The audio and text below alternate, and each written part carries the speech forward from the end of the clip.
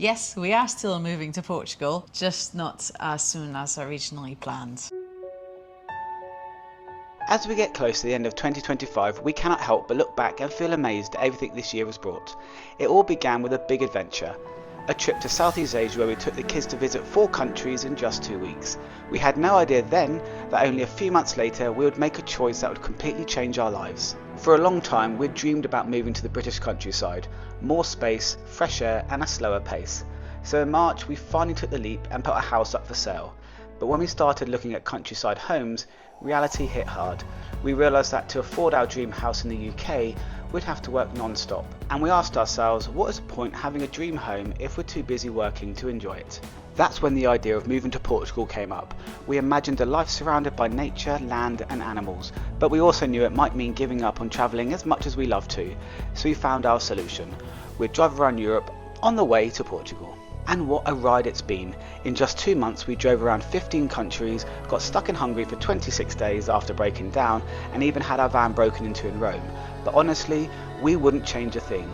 The adventures, the memories and the laughter have made it all worth it. Somehow we've managed to take our kids to 19 countries in less than a year. So where are we at with our Portugal relocation, you might ask?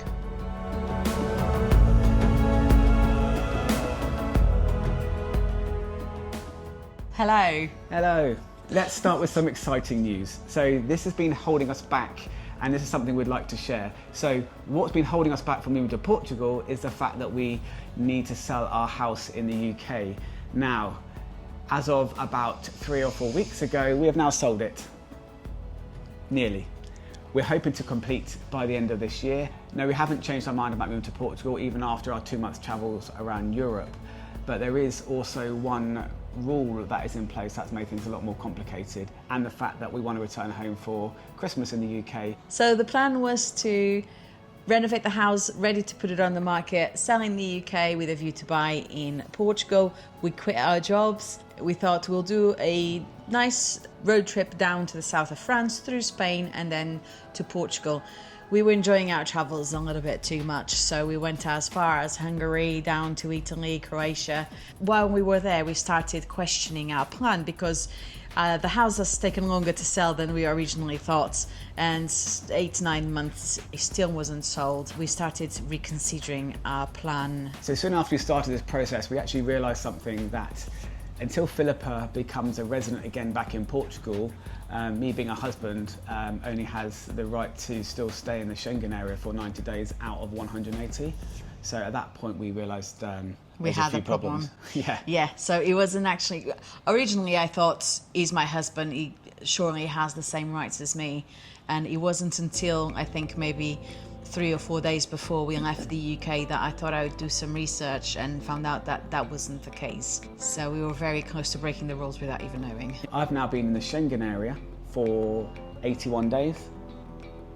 He was in the Schengen area for 81 days. I was in the Schengen into area for 81 days and literally the clock was running out, so we needed to figure out a way of stopping it. With the clock approaching 90 days, if we were going to stay in Portugal, it wouldn't be a problem. We'd sit there, wait it out and go through all the proceedings of residency, just so then my rights become the same as Philippa's. The issue that we have is we want to go back to the UK for Christmas, which meant we either have to get out of the Schengen area before the 90 days is up. Before the 90 days is up, and kind of wait it out until Christmas, which would have been about 6 weeks, which we don't want to do. Or stop that clock, give ourselves some time and see what else our options are to make sure we can get home for Christmas and then make sure we can obviously get back into Portugal when we need to. The Portuguese immigration office called AIMA, they're currently very overwhelmed with applications, and we could have started the process, but it would potentially take up to a year for Matt to get his residency card, so he wouldn't have evidence.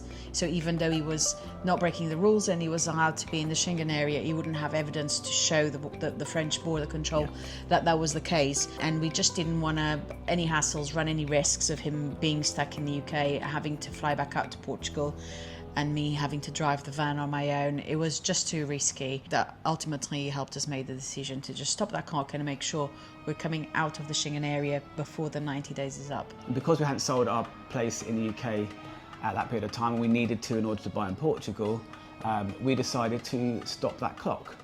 and for at least 3 weeks. So that is why we are now in Morocco. And it was absolute chaos. Is that your mint tea? This is my mint tea. It's coffee. With coffee. I haven't grown, I haven't got bigger. This is just a very small cup. So yeah. There we go. We're in Morocco. Can I have a top up? Yeah. He's been learning to pour tea. I've been learning. So at the end of our European road trip, we got to Portugal to Philippa's parents and we spent the last 2 weeks there, sorting a few things out, a bit of paperwork here, having a bit of downtime. Oh, all the kids have got Portuguese ID now, and we have also applied for Naomi and Nathaniel's passport. So yes, so from an admin point of view, it's great. I'm actually the problem now. Philippa's okay, It's being an EU you. citizen. The kids are all now EU citizens with all their paperwork come through.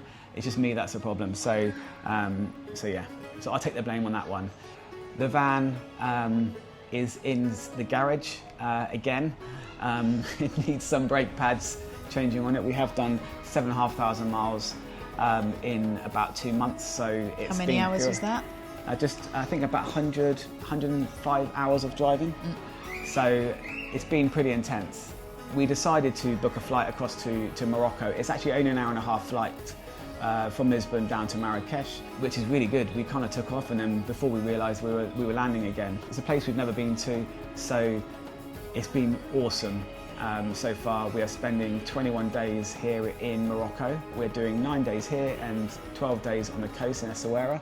There happens to be a school right here, so you may be able to hear some screaming outside. That's kids that's having a not our, break. yeah, that's not our children. They're all being quiet somewhere else. So if we hadn't left the Schengen zone, we would have to be back in the UK around the middle of November. By doing this, pauses the clock.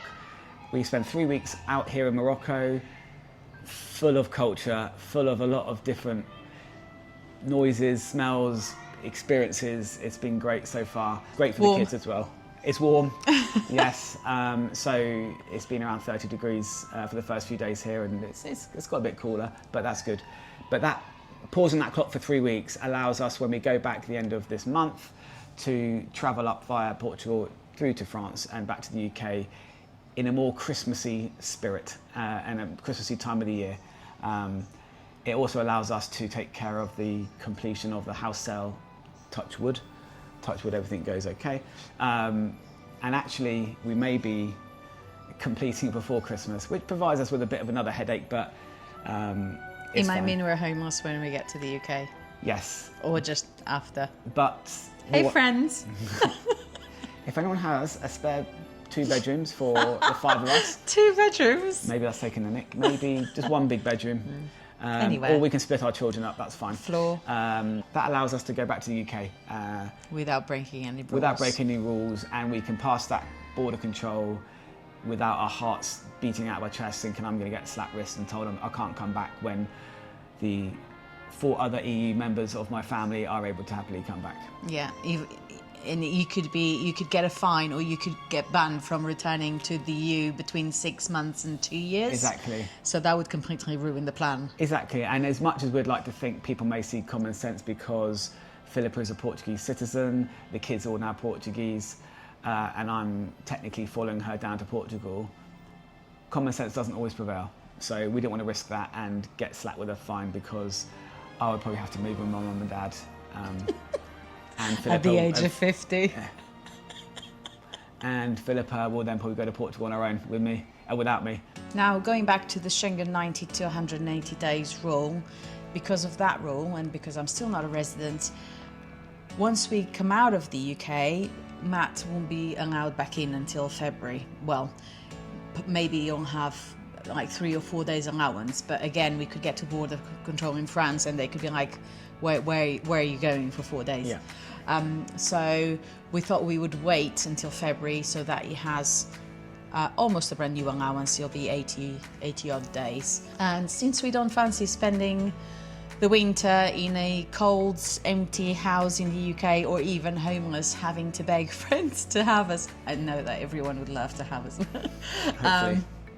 Anyway, we thought we'd come up with something a little bit spontaneous, and we're going to Singapore again.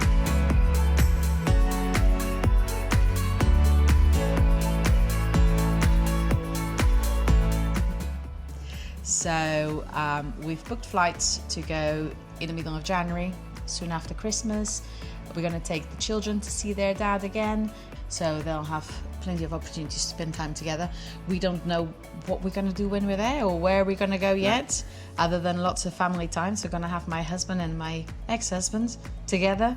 And just to clarify, for anyone that's new and doesn't know our blended setup, when we say we'll take our children to see their dad, we have 3 children.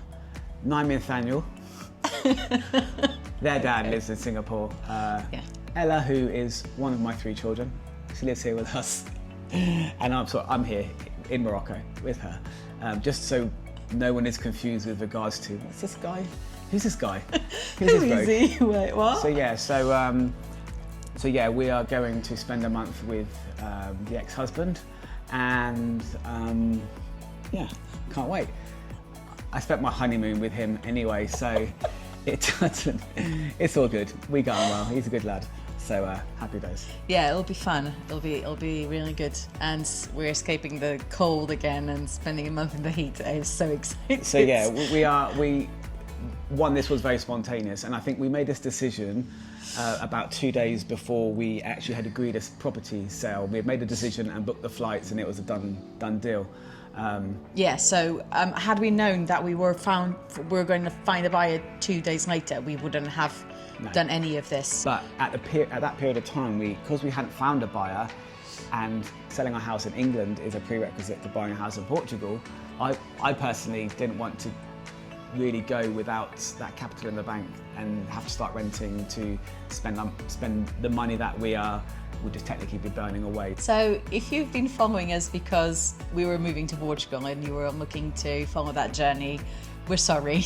It's taking a while. Yeah. We are definitely still moving, and we would love to have you still follow our adventures.